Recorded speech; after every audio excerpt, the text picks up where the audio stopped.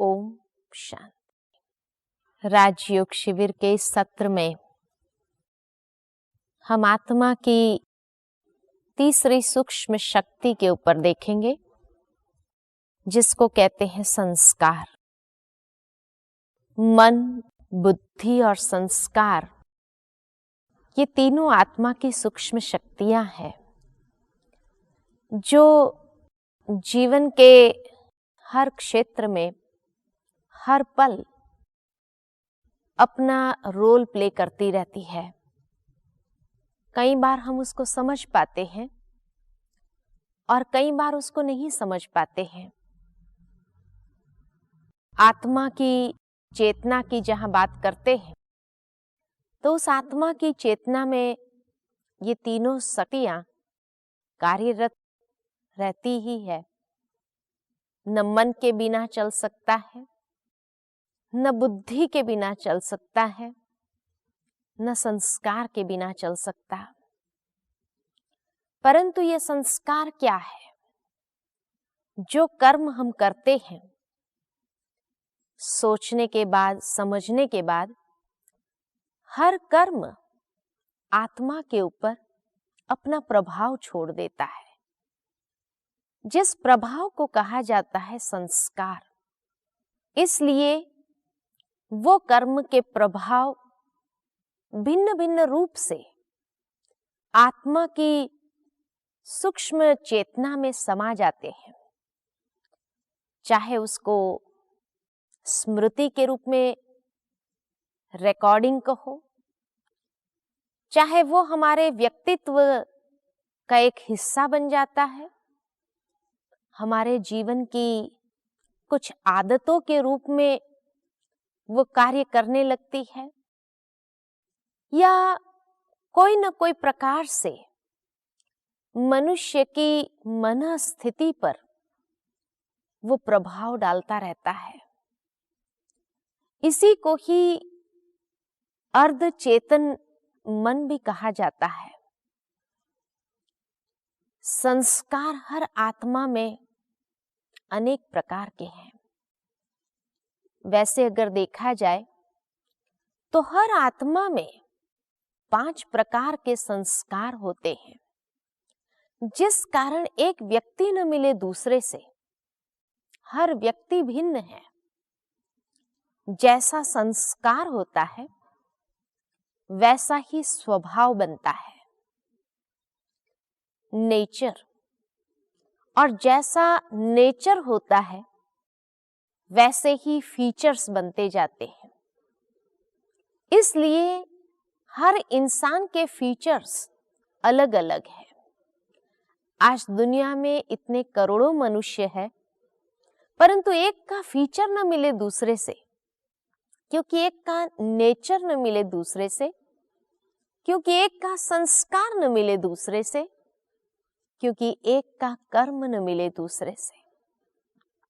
इसलिए हर आत्मा भिन्न है, यूनिक है। ये कई बार जो हम सुनते हैं कि हर आत्मा एक ही है और एक बड़ी आत्मा से अंश निकले और संसार में आए, और जैसे सागर से बुदबुदा निकला और सागर में समा जाता है, इस प्रकार आत्मा भी समा जाती है और परमात्मा बन जाती है। परंतु अगर आत्मा सागर के बुदबुदे समान हो और सागर में समा जाती हो, फिर तो जैसे बुदबुदे का अस्तित्व खत्म हो गया, वैसे आत्मा का अस्तित्व भी खत्म हो जाए, अस्तित्व रहे ही नहीं। परंतु हर आत्मा के लिए जब कहा जाता है कि हर आत्मा अजर, अमर, अविनाशी शक्ति है, अविनाशी शक्ति का विनाश कभी नहीं होता है। इसलिए हर आत्मा का एग्जिस्टेंस सदा के लिए है। आत्मा, जिसको एनर्जी भी कहा जाता है, एक स्पिरिचुअल एनर्जी, ये स्पिरिचुअल एनर्जी के लिए कहा हुआ है, energy is neither created nor destroyed. आत्मा की उत्पत्ति भी नहीं हो सकती है, न आत्मा की समाप्ति है, विनाश है। अजर अमर अविनाशी शक्ति है। अर्थात आज जितनी भी संसार में आत्माएं हैं, हर आत्मा का अपना अस्तित्व है और वो अस्तित्व होने कारण हर आत्मा यूनिक है। कर्म और संस्कारों के माध्यम से उसकी यूनिकनेस स्पष्ट नजर आती है। आज एक ही माता पिता के दो बच्चे होते हैं। मां खुद कहती है ये आज्ञाकारी है, ये तूफानी है, जबकि माता पिता ने दोनों बच्चों को सब कुछ एक जैसा दिया, फिर बच्चों में ये भिन्नता कैसे आई? तो कहेंगे उसके संस्कार। तो संस्कार कितने प्रकार के हैं? हर आत्मा में 5 प्रकार के संस्कार होते हैं। 5 प्रकार के संस्कार कौन से? सबसे पहले प्रकार के संस्कार है ओरिजिनल संस्कार। जब आत्मा परमात्मा के धाम से इस संसार में आती है तो वो उसका ओरिजिनल शुद्ध स्वरूप होता है और वो शुद्ध संस्कार बच्चे के जन्म पर हमें दिखाई देता है। कभी भी बच्चे के सामने जब जाते हैं तो जैसे एक अलग सा अनुभव होता है। बच्चे को देखकर कभी नफरत की भावना नहीं आती है, क्योंकि हर वक्त उसमें से जो तरंगे निकल रही है, प्रेम की, खुशी की, आनंद की, पवित्रता की, शुद्ध की, इसीलिए बच्चे के प्रति कभी भी कोई नकारात्मक भाव पैदा नहीं होता है। बच्चा जब सोया हुआ होता है कितना शांत है। बच्चा जब हंस रहा होता है खुशी का एक स्वरूप होता है और उसकी वो मुस्कान देख करके बड़ों को भी खुशी की लहरें का अनुभव होने लगता है। बच्चा जब मुस्कुराते हुए खेलता है तो आनंद आता है। हर बच्चे का ओरिजिनल स्वरूप वही होता है, यानी हर आत्मा अपने ओरिजिनल संस्कार, अनादि संस्कारों में शुद्ध और पवित्र है, या यूं कहो वो सतोगुणी स्वरूप है। इसीलिए बच्चे को महात्मा समान माना जाता है, पवित्र है। हर आत्मा अपने असली स्वरूप में पवित्र स्वरूप है। ये ओरिजिनल संस्कार धीरे धीरे मर्ज होते गए। जैसे जैसे व्यक्ति बड़ा होने लगता है, वो बच्चा बड़ा होता जाता है, कमजोरी के संस्कार उसके अंदर आ जाते हैं। वीकनेसेस, वाइसेस, बुराइयां वो ओरिजिनल संस्कारों का स्थान ले लेती है। जैसे प्रेम स्वरूप है, लेकिन प्रेम स्वरूप के बजाय मोह जागृत होने लगता है, लोभ उसके अंदर आने लगता है, पॉजेसिवनेस उसके अंदर आने लगता है।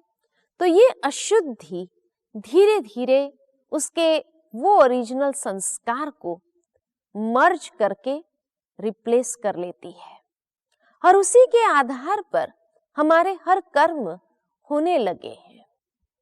ईर्ष्या, नफरत, वैर, विरोध, ये बातें आने लगती है। दूसरे प्रकार के संस्कार है पूर्व जन्म के संस्कार। कोई आत्मा कहां से आती, कोई आत्मा कहां से आती, वो जन्म के संस्कार भी साथ में ले आती है।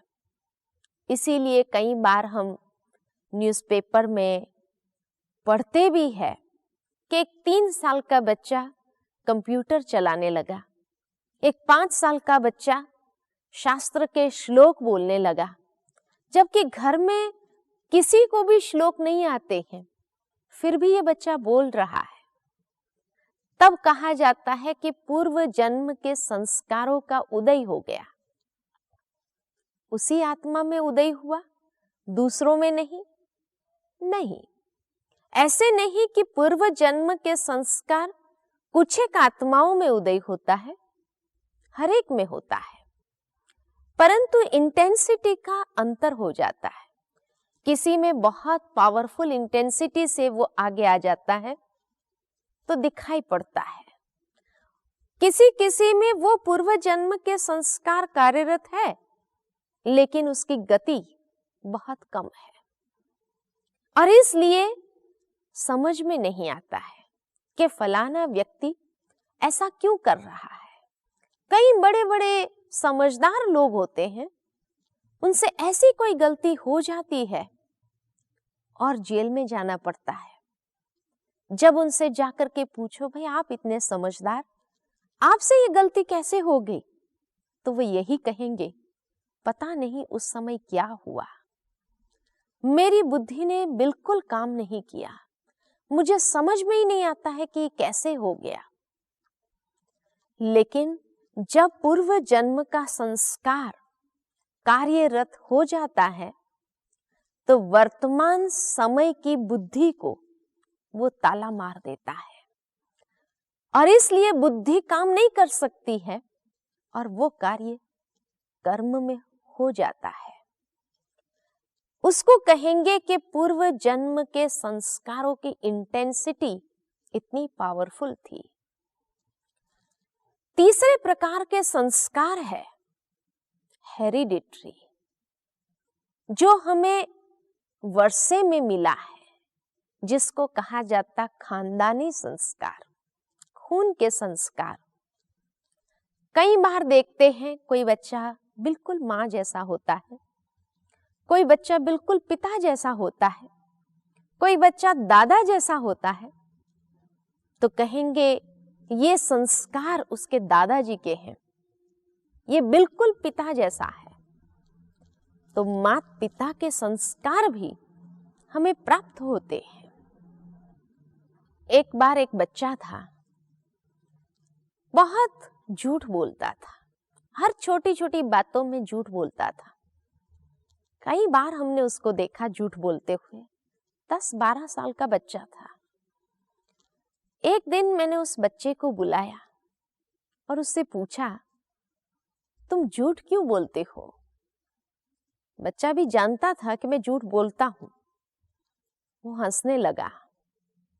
मैंने उससे पूछा कि ये बताओ, झूठ बोलने से तुम्हें क्या मिला?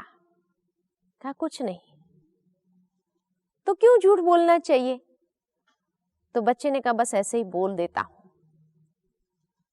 उस बच्चे को समझाना चाहा कि देखो, झूठ बोलने से तुम अपनी पर्सनालिटी कैसी बना रहे हो, तुम्हारा भविष्य कैसा होगा, आने वाले समय में लोग तुझे किस नजर से देखेंगे, किसका विश्वास नहीं होगा तेरे ऊपर। कुछ ऐसी केस स्टडीज थी जो उसको सुनाई कि देखो बाद में व्यक्ति को कितना पश्चाताप करना पड़ता है, एक छोटी सी आदत के ऐसे गुलाम हो जाते हैं और कितना बड़ा नुकसान उसको भोगना पड़ता है, आदि आदि। बच्चा बड़ा समझदार था, इंटेलिजेंट था, वो समझता भी था, और इसलिए आधा पौना घंटा समझाने के बाद उस बच्चे ने मुझे कहा, अच्छा आगे से मैं झूठ नहीं बोलूंगा। मैंने कहा कि अच्छा प्रॉमिस करो तुम कभी झूठ नहीं बोलोगे। उसने मुझे प्रॉमिस किया। पास में एक बुजुर्ग भाई बैठे थे, कब से सुन रहे थे हमारी बातों को। उसको हंसी आ गई। हमने उसको पूछा, भाई आप क्यों हंस रहे हैं? तो कहा, दीदी ये जो प्रॉमिस दिया ना, ये भी झूठ है। मैंने कहा ये झूठ कैसे प्रॉमिस हो सकती है? उसने समझ के प्रॉमिस दिया। कहा इसका दोष नहीं है, उसका बाप भी ऐसा ही है। बात बात में इनको झूठ बोलने की आदत है ही है, ये उसके खानदानी संस्कार है। उसके दादा को भी मैंने देखा था, उसके दादा के भी यही संस्कार है, ये उनको वर्षे में मिला हुआ है। इसलिए ये समझदार है, समझता है कि मुझे झूठ नहीं बोलना चाहिए, परंतु ये खून तो बदली नहीं हो जाएगा ना, और इसलिए ये चाहते हुए भी कल फिर झूठ बोलेगा। तो ये तीसरे प्रकार के संस्कार। चौथे प्रकार के संस्कार जो हम इस जन्म में नए क्रिएट करते हैं, और वो है संग के प्रभाव में आकर के। इसलिए कहा जाता है जैसा संग वैसा रंग। कई बार कहा जाता, आप मुझे उसका संग बता दीजिए, मैं आपको बता दूंगा कि ये व्यक्ति किस प्रकार का होगा। अर्थात संग का प्रभाव इतना जबरदस्त है, और वो इस जन्म के संस्कारों को क्रिएट करने में बहुत बड़ा रोल प्ले करता है। और ये संस्कार फिर उसके सिर्फ इस जन्म में नहीं, आगे भी चलेंगे। इसलिए हमें संग से बड़ा सावधान रहना होगा, क्योंकि यही संग का संस्कार जो हम इस वक्त क्रिएट कर रहे हैं, वो कई जन्म हमारे साथ चलेंगे, और उस समय फिर हम कुछ नहीं कर पाएंगे। मनुष्य का संग का संस्कार ऐसा है, कई बार हम देखते हैं अच्छे घर के बच्चे, बहुत खानदान घर के बच्चे, परंतु बुरे संग में जब फंस जाते हैं तो ऐसा उसका कर्म होता है, कितना भी उसको समझाओ, रियलाइज कराओ कि ये संग तुम्हारे लिए ठीक नहीं है, इसको छोड़ दो, वो माँ बाप को छोड़ने लिए तैयार हो जाएगा, परंतु संग को छोड़ने के लिए नहीं। इतना पावरफुल ये संस्कार है जो हमें खींच के ले चलता है। अब इन संस्कारों को क्या हम परिवर्तन नहीं कर सकते? ये नहीं सोचे हम कि अब क्या करें, पूर्व जन्म का संस्कार हमें पता नहीं, माता पिता के संस्कार हमें मिले हुए हैं, संग के संस्कार में अज्ञानता के कारण हम फंस गए। हैंडीकैप्ड होने की कोई जरूरत नहीं है, क्योंकि हर चीज के लिए ईश्वर ने रास्ता जरूर रखा हुआ है, एक द्वार रखा हुआ है जहां से हम बाहर निकल सकते हैं, और जैसे अपनी जिंदगी जीना चाहे वैसे जी सकते हैं। लेकिन वो है पांचवें प्रकार के संस्कार, जिस संस्कार को हमें जागृत करना होगा। जैसे कहा जाता है लोहे से लोहा कटता है, इसी प्रकार संस्कार से ही संस्कारों को खत्म किए जा सकते हैं। ये जो तीन प्रकार के संस्कार है और जो कमजोरी के संस्कार है, चारों प्रकार के संस्कारों को खत्म करने के लिए पांचवें प्रकार के संस्कार को जागृत करना होगा, और वो पांचवें प्रकार का संस्कार है विल पावर का संस्कार। विल पावर का संस्कार जब जागृत हो जाता है तो व्यक्ति जितनी ऊंचाई को प्राप्त करना चाहे जिंदगी में कर सकता है, सफलता के शिखर पर वो पहुंच सकता है। लेकिन विल पावर को जगाएं कैसे? विल पावर को जगाने के लिए उसको एनर्जी चाहिए, और वो एनर्जी है थॉट एनर्जी, संकल्प की शक्ति। संकल्प की शक्ति से दृढ़ता को जागृत कर सकते हैं। इसीलिए कहा हुआ है दृढ़ संकल्प करो, क्योंकि संकल्प से दृढ़ता जागृत होती है। लेकिन कौन से संकल्प? नकारात्मक संकल्प से हमारी दृढ़ता क्षीण हो जाती है, सकारात्मक संकल्प से वो शक्ति जनरेट होती है जिससे हमारी दृढ़ता जागृत होती है। और सकारात्मक संकल्प कहाँ से मिलेंगे? उसका स्रोत है आध्यात्मिक ज्ञान। ज्ञान से ही सकारात्मक चिंतन चलेगा, जिस चिंतन में इतनी शक्ति है जो सोई हुई दृढ़ता को जागृत कर सकता है। लेकिन कई बार कई लोग ये सोचते हैं, अरे पहले मालूम होता था तो दृढ़ता को जगा लेते थे, अब तो बुढ़ापा आ गया, अब कैसे दृढ़ता को जागृत करें? नहीं, दृढ़ता को जागृत कोई भी एज में कर सकते हैं, क्योंकि ये आत्मा की शक्ति है। फिजिकल एजिंग प्रोसेस के साथ उसका कोई कनेक्शन नहीं है। एक 9 साल का नरेंद्र जब अपने दृढ़ता को जागृत करता है तो स्वामी विवेकानंद बन जाता है। 25 साल की उम्र में जब महात्मा गांधी ने अपने विल पावर को जागृत किया तो महात्मा बन गया। और 60 साल की उम्र में जब मदर टेरेसा ने अपने विल पावर को जागृत किया तो विश्व की मां बन गई। तो विल पावर कोई भी एज में जागृत हो सकता है।